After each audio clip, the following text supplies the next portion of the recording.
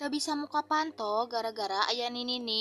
info atudak nini saha ieu teh osok ngagedoran wae panto unggal poe. Karunya sabenerna mah kamari mah osok asup ka jero tapi na teh sok hese balikna. Tak ayeuna teh jadi unggal poe neneangan anakna ieu teh. Caritana manehna teh pikun, anakna teh geus pindah, tatuluy we urang teh nempatan kontrakan urut anakna. Ari pikiran manehna mah meureunnan marukna teh ieu teh imahna anakna keneh. Tengah waktu siadak datangna teh kadang-kadang sok ngagoler dina bangku, urang teh da bararingungnya ari muka panto osok nyelondong wae asup engke da urang oge nya teu satega eta komo bari jeung boga kolot mah sarua sok paralaurnya kaalaman ku kolot urang nu nanya keluargana aya eta gedak anakna nu awewe da meureun pikun teh hararese urang teh jadi we bararingung erek muka panto teh akhirna urang teh meneutan panto we unggal poe ieu teh komo kamari mah kungsi manehna teh hayang asup ku urang teh teu dibuka pantona teh digedoran da kekeleueuhan di luar cenah ngarek asup cenah majarkeun teh cenah ditutupan wae pantona lucu mah lamun ngalongot tina panto teh osok kieu cenah aduh dede cenah baru datang tadi macet enggak di jalan cenah